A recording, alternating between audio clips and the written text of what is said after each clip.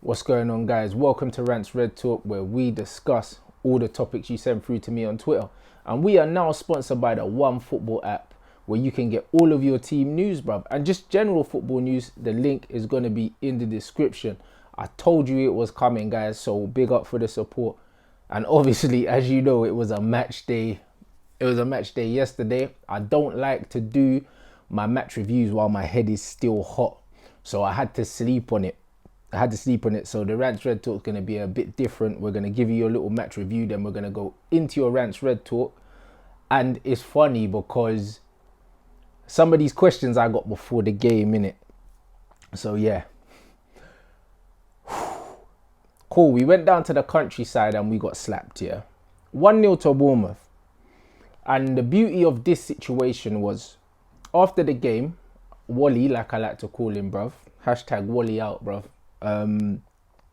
He said, oh, we started the game well in the first 20 minutes and XYZ. Bro, in the first 20 minutes, we had 73% possession and not a single shot on target. This is Manchester United over and over and over again.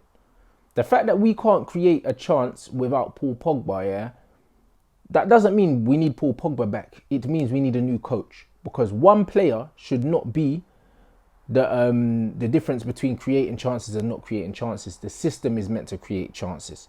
So when I was saying Ollie out, and certain man even tweeted me yesterday and said, yo, when Rant says things, yeah, like a lot of the time it's an unpopular opinion, and then people start to realize, bro, I saw the holes in Ollie. I saw the holes. He's a bum. Like, he's a bum. And like, Ollie's actually made Manchester United losing, like, okay, bruv. Like, certain man, we just become apathetic now. He's coming out like, oh, well, and all of this bullshit. No, bruv. You have to hold Ollie to the same standards that you held every single other manager. The same standard you held fucking Maureen, LVG, Moyes. I think Moyes' record is better than Ollie's. And man wanted Moyes out of there.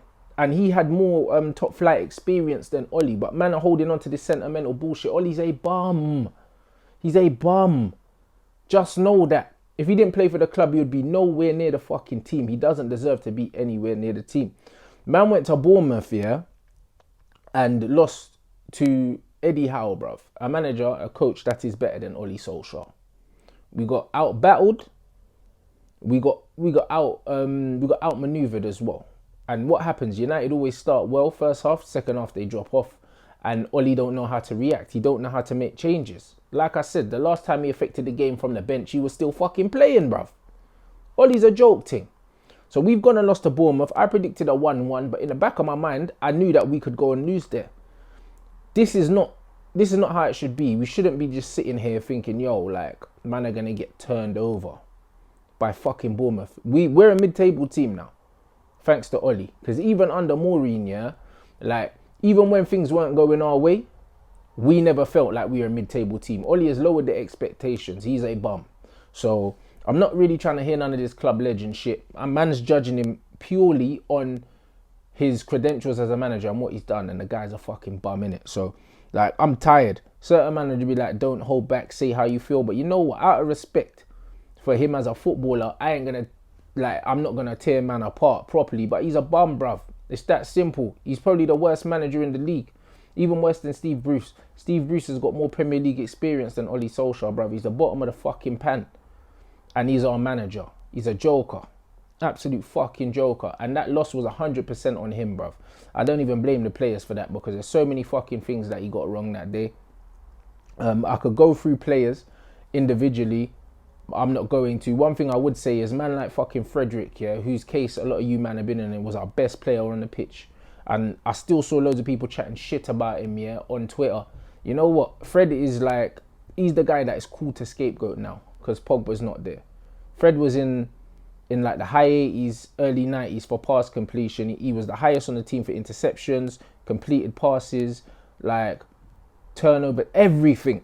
A man was still chatting shit about Fred, bruv. Do you know what I mean? So all I say is Fred was the best of a very mediocre bunch in that game. And yeah, like, we need to get Ollie out the fucking club, bro. Pogba's back in December, and if man could get Pogba back for Christmas, yeah, and a new manager, I'll be fucking happy. I know I said I didn't want Allegri, and I don't really want Allegri, guys. But if man gets Allegri and the Saudis do take over, fam, and we get Patrice Evra in, Allegri will keep Paul Pogba at the club for damn sure. And also he'll bring in man like Dybala and them things there. So you know what? Maybe it could be a blessing in disguise, but we have to get this Ollie clown out the fucking club. I'm done with him, bruv. I'm done with him. Okay, let's go into your questions. The first one, Mohammed Ismail. With the way McTominay has been playing and the leadership he has shown, do you think he could grow to be captain? You see, it's mad because McTominay had a poor game against Bournemouth, but McTominay put in a few good performances of late, and a lot of people, including myself, do you know what I mean, got really excited. Really excited. Do I think he could grow to be a captain? Absolutely. I think that Scott McTominay is still going to show inconsistency because he's a young player. But Scott McTominay is growing into the badge. He's showing that like he can puff his chest out and really just be like, you know what? But given that, if we do get this takeover and we start bringing in the kind of man that are meant to be at Manchester United, Scott McTominay ain't going to be skipper, bruv. Like, he probably ain't even going to be starting. Because to win the Champions League and all them kind of things there, like, dare I say that we need better players than Scott McTominay. You know what I mean? And that's not a disrespect to Scott McTominay. I think he would be a brilliant squad player. I think Scott McTominay can be for Manchester United what the likes of Darren Fletcher was for Manchester United. Very good squad player, very reliable and all of that. But if we are where we're meant to be, I don't think he should be skipper, but I do think he has skipper potential. Like, I hope that answers your question, bro. Matthew McFadden, would you be fine if we went into next season with Williams and the Poundland Jake Paul at left back, bro? Obviously Luke Shawarma, bro, man like Shaw. Williams is such a breath of fresh air. Seeing a left back actually run with the ball and attack is something we've not seen consistently since Patrice Evra. 100% facts. I wouldn't be happy with them two going into next season because it would mean that we're still happy with just fighting for top four. I would like to see us be a bit more. I'd like to see us be a bit more ambitious and go for top tier players. I don't think their man are top tier, but if I didn't have a choice and there was definitely no one coming in, I'm definitely taking Williams ahead of Luke Shaw. I think he's poor. I can't stress enough how poor I think he is. And actually, even against Chelsea, even though I thought that Williams wasn't as brave going forward in terms of like running at players, because he pushes so high up, it actually forced the Chelsea wingers a bit further back, which is brilliant. So with that in mind, absolutely, I would have to say he's definitely an upgrade on Luke Shaw, and he's one to be excited about. I genuinely am excited about the prospect of him becoming our first choice left back in the future. I don't think right now, but I think in about 3-4 years, like, I wouldn't even be against seeing us bring in a left back that's around 26, 27 years old, just to give Williams a bit of time, maybe even send him out on loan. And then when he comes back, like, he can be the future because he's a young guy. Let me know what you think of Williams. I am definitely a big fan. S_Akiyama. What do you think about persisting with Fred and McTominay in a double pivot? It would seem Fred has finally settled and McTominay is looking good. Facts. That double pivot, but you know what, guys? We all knew this. How many of us were saying Pogba, Fred, McTominay? We've been saying it. Ollie's a fucking idiot. Ollie stumbled across something that we've been shouting for months. Like, Fred complements McTominay. McTominay's more of the physical, Fred's more of the mobile, and then Pogba's the creator. The actual balance of them three is the best balance of three players we could have in there. And if not Pogba, then Angel Gomez. Lingard and Mata are not the answers, and Pereira are not the answers in that more advanced midfield position. That three, in terms of balance, is actually the best we have. So 100%, I think we have to persist with them two. I think if they're both fit, we have to play them. We have to say that this is our first choice double pivot, and Pogba's going to play in that more advanced role. Ollie said he was going to build a team around Pogba, and he's been playing him as a defensive midfielder. Ollie is failing Pogba. And that's another reason why he needs to go. There's no way fucking Allegri would do that to Pogba, because he knows Pogba's strengths, innit? We've seen the best Pogba under Allegri. And this is not me pushing for Allegri, because you man know I want Pochettino. But I know that Allegri is free right now. And I know that the trigger has to get pulled on Oli soon, bruv, because he can't keep doing this fuckeries, bruv. He can't. Like, I seen his stats here compared to... Remember comparing him to Jurgen Klopp, bruv. He's lost more games than Jurgen Klopp's lost games for Liverpool, blood. And Jurgen Klopp's been there for 4 seasons, blood. And Ollie's lost more games in less than a whole season. Get the fuck out of here. How dare you, innit, disrespect fucking... What's man's name? Norbert, blood. A man like Jurgen Norbert or something. Idiot thing, bruv. I don't even know, innit? Alright. Owazi 2. Axel or Bailly, if they're both fit to partner Maguire. Lindelof seems not that good to partner Maguire. Bro, you know what the mad thing is, yeah? Lindelof does not complement Maguire at all. You know what it is? Because Lindelof is like a shitter version of Harry Maguire. They're both ball playing centre halves. They're both not particularly quick. Do you know what I mean? Like, it's one of them ones. It's like Harry Maguire is like a better version that's better in the air, bruv. But they're similar. Like, they both want to get on the ball. They both want to step out. Like, Chris Smalling would have been the perfect partner for Harry Maguire because he just attacks the ball. He's got pace in recovery. So someone to partner Harry Maguire has to be someone with pace in recovery. That's why Bailly or Axel would be good.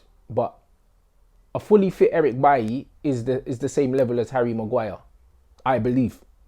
But whether we see a fully fit Eric Bailly ever again is down to the stars, bruv. We don't know, innit? But Bailly or Axel have to partner Maguire. They have to, innit? So if I had the choice, a fully fit Eric Bailly. Let me know what you think in the comment section. And also, there's things floating around with Smaldini stats, yeah, and they're better than fucking De Ligt's. It doesn't surprise me, bruv, because Smalling is in a league now where defenders just defend, innit? And it's about defending. Like, they're in love with defending, the Italians, and they respect Chris Smalling. They do like him, bruv. And I'm so happy that he's doing well, because I always said that Smalling was our best pure defender. He's not a great footballer, innit? But when it comes to defending, he'll get stuck in, he attacks the ball, and Chris Smalling, for all of his faults, technically, he's a decent defender, innit? So I'm super happy for him. I'm super happy for him. Ronan Wright, objectively speaking, how likely do you think it is that you may turn out to be wrong about Ollie and Rashford? See the Bournemouth game. Is it too soon to reassess them in the light of their recent improvements? And would you be happy to hold your hands up and say you got it wrong if it goes how we want it to? I would be happy, but I'm not wrong, bro. You know what I mean? Rashford was nowhere against Bournemouth. Nowhere. Just like he's nowhere in most games, bruv. Rashford's been nowhere for 18 months, but he still scores goals. There was the thing floating around saying, oh yeah, Rashford reached X amount of goals quicker than Cristiano Ronaldo. Bruv, at that age, Romelu Lukaku nearly had 100 goals or something like that. And Lukaku's shit, bruv. So sometimes putting things out and saying, yeah, Rashford reached 50 goals quicker than Cristiano, bruv. I think the same time that it took Cristiano to get to 50 goals, it took Romelu Lukaku. I think Lukaku was on 80 plus. Lukaku's pony. And also, you have to take into account that Marcus Rashford was one of the main players at Manchester United. Cristiano broke into a team full of stars, had to assert himself, had to earn the right to be on free kicks. Do you know what I mean? Cristiano wasn't taking penalties either. Like, there's loads of different things that Cristiano had to earn the right to do because he was in a better team. Marcus Rashford wasn't. So Marcus Rashford come in and he had the responsibility and he had the respect. He didn't have to earn the respect of people because he's wearing the number 10 shirt. You know what I mean? He should still be number 19. There's a lot of things that Rashford hasn't had to earn that Ronaldo had to earn because he was in a proper dressing room full of bad men. Do you know what I'm saying? And I'm definitely not wrong about Ollie. Ollie's a bum. And we saw that against Bournemouth, innit? Like, Ollie had a few lucky results. Let's not forget that we won the Chelsea game on 2 set pieces. What were the games before that? Norwich game that we were supposed to fucking win anyway. And I can't remember the other one. But man are scoring, man are finishing games with no shots on target from open play. And you think I could possibly be wrong about Ollie? Like, the best thing Ollie could do is fucking walk, mate. And Marcus Rashford is a good player. He's a limited player. There's a lot of room for improvement. Do I think he's got the football IQ to improve? No, I don't. Do you know what I mean? But I want Rashford to do well. I'm very happy that he scored that free kick and his confidence is through the roof, and hopefully he can help the team to do something. But for me, Marcus Rashford is not the guy. He never will be. It's funny how people can see one free kick here and automatically they forget about the other 100 that he's missed before that. Do you know what I mean? Football fans are super fickle like that, but I'm going to stick to my guns and say that Rashford's extremely overrated and Ollie's a bum. At Samuel Idile, do you think fickle fans are at risk of getting sucked into the Ollie hype again? Remember the individual brilliance of Pogba got this man the job. A good run of results has this man's job safe again. Love the show. But this is it. That's why I'm pissed we lost to Bournemouth, but I'm glad you man have seen that it was just a fluke, blood. Man got lucky. 2 set pieces, an absolute worldie for Marcus Rashford and a pen. Beat Chelsea with 36 possession on the board and 1 shot on target in the whole fucking game from open play. Don't get sucked in, guys. Don't get sucked in. Ollie don't have a clue. He's winging it. He's winging the whole thing. He don't know what he's doing. So I'm not trying to hear none of this. Fuck the passion. He's a passionista, blood. That's all he's on. It's passion. Man said about Andreas Pereira, yeah? He's a different type of number 10. Like, he works hard. Like, he runs and he runs and he runs, blood. You're damn right he's a different fucking type of number 10. I told man he couldn't create a splash in a swimming pool, blood. That's him. I told man, give him 2 pieces of bread. He couldn't create a sandwich, blood. We can go all day. Andreas Pereira is shit, blood. Pre-season Pirlo, that's what he is. In pre-season, when there's no pressure on, he looks amazing. Soon as you put pressure on Andreas Pereira, he cracks. He's rubbish, bruv. And Ollie gave him a new deal. Man got the part in like Clark Kent and that, but he's not Superman. He's a super bum, blood. I'm done with Andreas Pereira. He's done out here, blood. If Angel Gomez can't get a game, Ollie's smoking the piff, bruv. I'm telling you, Angel should be in there. There's everything set up for a creative player in there. And if Pogba's not playing, Angel Gomez should be the next name on the team sheet. Ollie's talking about faith in the youth and he's giving Mason 8 minutes here and there, bruv. Fuck out of here, bruv. Ollie's a fraud. He ain't faith in no youth, blood. Look at Chelsea. They're playing all these youth players and getting results, blood. I would have backed Ollie if he was playing all these young players like he said he would and we weren't getting the results. But we're not getting the results without them. Because Ollie is a bum. And I will keep saying it, bruv. Bum, bum, bum. Like the Kardashians, fam. Alright. Kieran Phillips. With the protection of the McTominay Fred pivot, do you think Angel Gomez could do better in the attacking mid-role than Andreas Pereira? I think I just answered your question, bro. Absolutely. Angel Gomez is the best suited player in the whole squad other than Paul Pogba for that. He creates. He scores goals. He's quick. He's nimble, bruv. That's it. Fuck the size, innit? Because I know that's why Ollie's not playing him. Just because of size and also because he's not going to run around kicking people. This ain't cross-country, blood. You see what I'm saying? I'm surprised Ollie ain't got these man in heart rate monitors. He's a joke. That's why man call him the Norwegian PE teacher. Like, anyone wants to slander Ollie, yeah, I can't even defend him. If he cared about the club as much as he said he did, he would walk, bruv, because that's how bad he is. Like, I'm not holding back no more. Okay. At Jack, I don't know what this is. Jack on something. I don't know, bro. Your name's too long. What did you think about the TalkSport claim that Marcus Rashford is too good for United and would be world class if he's managed properly? Absolute horse shit, bruv. You can't be a world class player without football IQ. You can have all the ability in the world, but that will only get you so far. And I think that Marcus Rashford has world-class ability. And what I mean about ability is, yeah, he's got a decent touch. He can dribble. He has got tricks in his locker, bruv. Like, his ball control, like, his ball manipulation. Like, if you're watching freestyle and that, he's got a decent touch, bruv. But the problem is, yeah, Marcus Rashford, like, he's only good off instinct. Like, he's not got no football intelligence. As soon as you give him too much time, he'll make the wrong decision. He doesn't know where to be. He doesn't know how to come short, receive the ball, play it off, move off. Every time a player gets the ball, Marcus Rashford just wants to run straight towards the goal, bruv. Like, he's got the football intelligence of someone in the playground. And that is not elite. What's taken Sterling on to the next level to score all the goals he's scoring is because Pep has plugged into this. And now Pep has trained him to know where to be. Most of Sterling's goals are now back post tap-ins, bruv. He's scoring so many goals inside the box and in the 16-yard, in the 18-yard box, in the 6-yard box, because Pep has actually reprogrammed his mind. He hasn't improved massively technically as a footballer from his days at Liverpool. It's all up here. And if somebody could plug into Rashford's brain, yeah, and get him to do the basic things properly, he could be a top player. But at the same time, I don't know if he's actually got the football intelligence to be able to soak in the information that would be given to him. We can only learn that by seeing him with a top manager. But all I can say is right now, at this present moment, he's not a top player, bruv. And he hasn't shown me anything to suggest that he can be that.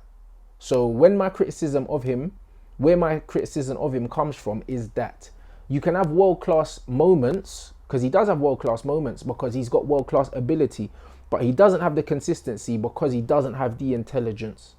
He doesn't do things consistently because he's not doing it on purpose.